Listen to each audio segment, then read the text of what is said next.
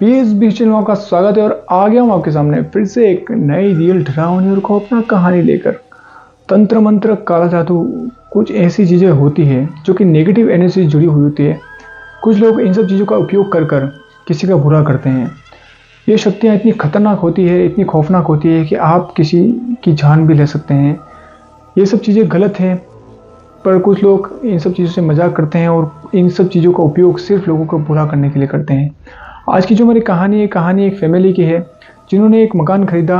उस मकान को खरीदने के बाद इनके साथ में कुछ ऐसी डरावनी और खौफनाक घटना हुई जो कि काला जादू और इन सब चीज़ों से जुड़ी हुई थी। आज की जो हमारी कहानी बेहद और इंटरेस्टिंग और बहुत ही हॉरिफाइंग होने वाली है। तो आप सभी लोगों से रिक्वेस्ट है कि आप बने रहें मेरे साथ इस कहानी में। अगर आपके पास भी कोई ऐसी रियल डरावनी और खौफनाक घटना है जो कि रियल हो और हॉन्टेड हो, तो आप लोग मेरे साथ शेयर कर सकते हैं। मैं उस स्टोरी को भी ज़रूर कवर करूँगा। उसका लिंक मैं इस वीडियो के डिस्क्रिप्शन में डाल देता हूँ। आज की जो हमारी कहानी बेहद इंटरेस्टिंग और बहुत ही हॉरिफाइंग होने वाली है, तो इस कहानी को लास्ट तक ज़रूर देखें। आप सभी लोगों से रिक्वेस्ट है कि आप चैनल को सब्सक्राइब कर लीजिए ताकि मेरा भी मोटिवेशन बढ़े और मैं ऐसी इंटरेस्टिंग स्टोरी आप लोगों के लिए अपलोड करूं तो उसकी नोटिफिकेशन आप लोगों के पास सबसे पहले आ जाए। तो बढ़ते हैं कहानी में थोड़ा आगे। आज की जो हमारी कहानी राकेश शर्मा की है।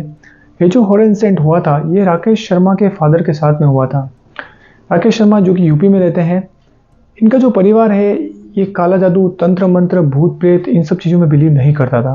पर इनके साथ में एक ऐसा हॉरर इंसिडेंट हुआ कि उन्हें इन सब चीज़ों पर बिलीव करने के लिए मजबूर होना पड़ा। बात है 1990 से 1994 के आसपास की। इनके जो फादर थे इन्होंने एक प्लॉट खरीदा। जब इनके मकान का काम चल रहा था, यानी ऑलमोस्ट आधा मकान इनका बनके कंप्लीट हो चुका था। एक दिन की बात है, इनके जो फादर थे वो साइड पे थे नहीं, यानी इनके मकान पर प्लॉट पर थे नहीं। इनकी मम्मी वहाँ पर बैठी हुई थी। वहाँ पर एक आदमी आता है। वो आदमी सीधा इनकी मम्मी के पास आकर उनसे बोलता है कि जो प्लॉट है आप लोगों ने इस प्लॉट को खरीद कर सबसे बड़ी गलती कर दी है, क्योंकि जो प्लॉट है ये मुझे खरीदना था। मैंने इस प्लॉट को बेच रहा था, मैंने उसे काफ़ी रिक्वेस्ट करी कि मुझे इस प्लॉट को दे दे, पर उसने मुझे इस प्लॉट को नहीं दिया और उसने आप लोगों को ये प्लॉट बेच दिया है। ये जो गलती है आप लोगों पर बहुत भारी पड़ेगी। वो आदमी था, वो काफ़ी गुस्से में था और बार बार उसकी मम्मी को इशारा करके बोल रहा था कि ये मकान आपको बहुत बुरा पड़ेगा, आपने गलती तो कर दी पर यह आपको भुगतना पड़ेगा। उसकी मम्मी को भी काफ़ी गुस्सा आ जाता है। वो भी बोलते हैं कि अगर आपको ये प्लॉट खरीदना था तो आप एक काम कीजिए, आप हमसे प्लॉट ले लीजिए, आप हमें पैसा दे दीजिए, हम कहीं और मकान बना लेंगे, आप ये प्लॉट हमसे खरीद लीजिए। पर वो जो आदमी था वो ये बोल रहा था कि मैं कम दामों में उस मकान मालिक जो इस प्लॉट का मालिक था उससे खरीदने वाला था, पर उससे पहले आप लोगों ने इस प्लॉट को खरीद लिया और आपको इसकी कीमत भुगतनी पड़ेगी। काफ़ी देर बहस करने के बाद वो आदमी वहाँ से चला जाता है। पर वो जब वहाँ से जा रहा था तो वो कुछ बड़बड़ाते हुए जा रहा था। राकेश शर्मा के जो परिवार वाले थे, उनके जो फादर उनकी मदर थी, उन्होंने सोचा कि शायद कोई आदमी होगा जिसको ये प्लॉट खरीदना होगा, पर हो सकता है कि वो नहीं खरीद पाया हो, तो ठीक है, इस चीज़ को वो भूल जाते हैं। 3-4 महीने काम होने के बाद उनका जो मकान था वो कंप्लीट हो चुका था। एक दिन की बात है जब इनके मकान का गृह प्रवेश था, यानी मकान जो था वो ऑलमोस्ट बनकर कंप्लीट हो चुका था। राकेश शर्मा की जो फैमिली थी, उनके फादर मदर और राकेश शर्मा उस टाइम काफ़ी छोटे थे, तो ये लोग उस घर के अंदर शिफ्ट हो गए थे। एक दिन की बात है, ये सारे लोग सो रहे थे। तकरीबन 10-15 दिन ही उस मकान के अंदर शिफ्ट हुए थे। कुछ अजीब सी चीज़ें वहाँ पर होने लगी। एक रात की बात है, इनके फादर मदर जो कि रात के समय में सो रहे थे, राकेश शर्मा थे वो काफ़ी छोटे थे, वो भी वहीं पर थे। तभी उन सभी लोगों को ऐसा लगता है कि कोई उनके घर के छत के ऊपर जोर जोर से पत्थर फेंक रहा है। जब इन लोगों ने छत पर जाकर देखा तो वहां पर काफ़ी बड़े बड़े पत्थर छत के ऊपर बिखरे हुए थे। जो पत्थर थे वो अभी भी उड़कर उनकी छत के ऊपर आ रहे थे, पर उनको डायरेक्शन पता नहीं पड़ रहा था कि पत्थर आखिर आ कहाँ से रहे। उन्होंने पुलिस में इस चीज़ की कंप्लेन करवाई।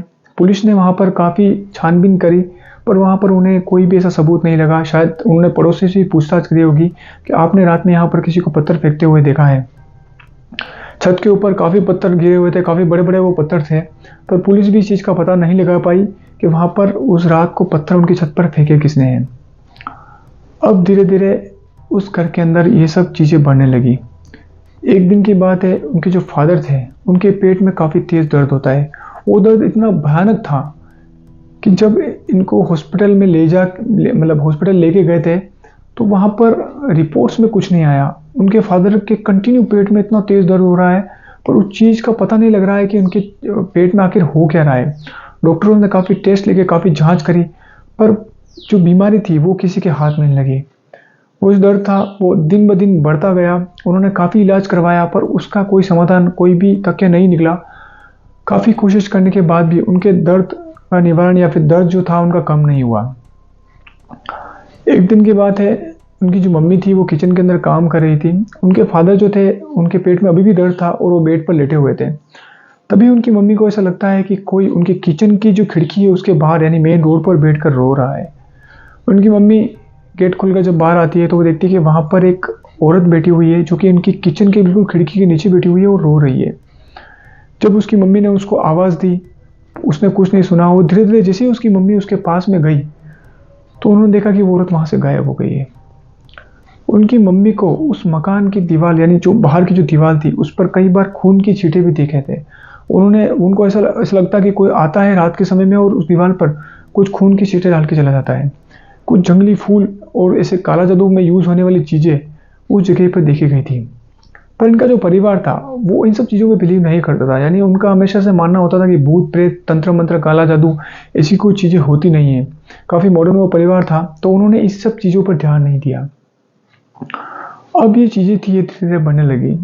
अब वो जो शक्तियाँ, वो जो काली शक्तियाँ थी वो सिर्फ इसके मम्मी को ही नहीं बल्कि राकेश शर्मा जी को भी दिखाई देने लगी। काफ़ी छोटे थे पर उनको वहाँ पर कोई लोग घूमते हुए दिखाई देते। अब उनके जो फादर थे वो भी थोड़ा अजीब बिहेव करने लगे थे। उनके पेट में जो दर्द था अभी भी उसका बीमारी का पता नहीं लगा था। वो पेट में दर्द उनके हो ही रहा था। वो रात को उठते हैं और अपना सर दीवार पर मारने लग जाते हैं। ऐसी कंडीशन उनके फादर की हो गई थी कि उनके घर वालों को उन्हें बांधना पड़ा। उनकी जो मानसिक स्थिति थी वो भी काफ़ी ख़राब हो चुकी थी। वो हवा में अक्सर लोगों से बातें किया करते थे। ऐसा लगता था कि वो किसी और से बातें कर रहे हैं पर वहाँ पर सामने कोई दिखाई नहीं देता। ये जो चीज़ें थी ये अब धीरे धीरे बनने लगी थी। राकेश शर्मा का जो परिवार था उन्हें बिल्कुल समझ में नहीं आ रहा था कि उनके साथ में हो क्या रहा है।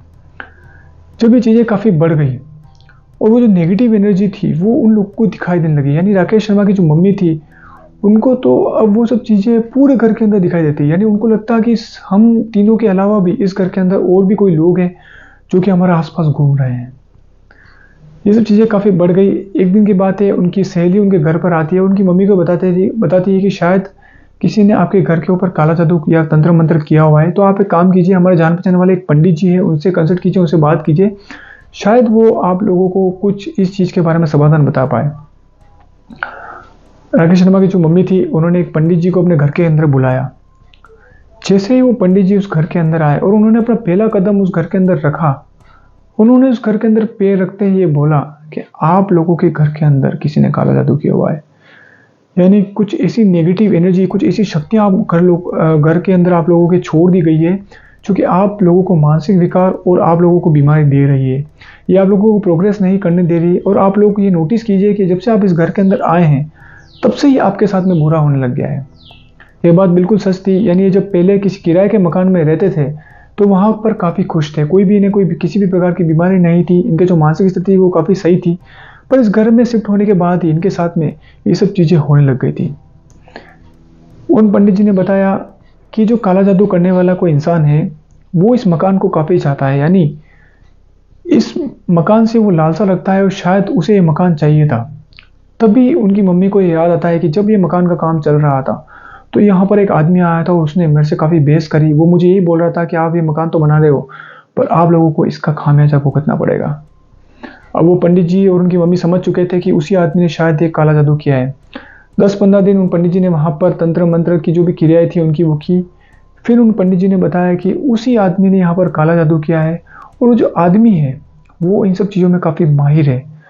वो इस प्लॉट को इसलिए खरीदना चाहता था कि जो प्लॉट है ये सिटी से थोड़ा आउटसाइड है और वो यहाँ पर इन सब चीज़ों को परफॉर्म कर सके, इन सब चीज़ों को यहाँ पर कर सके।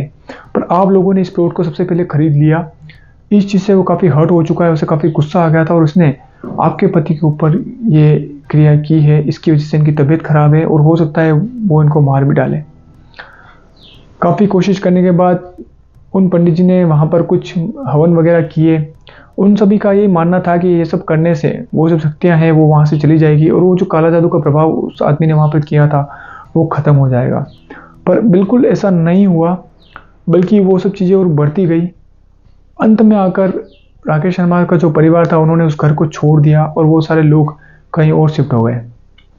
उस दिन के बाद ही उनके साथ में जो भी गलत एक्टिविटीज़ हो रही थी, जो नेगेटिव चीज़ें उनके साथ में हो रही थी, ये सब कुछ सही हो गई थी। उनके फादर के जो पेट में दर्द हो रहा था वो भी अब बंद हो चुका था।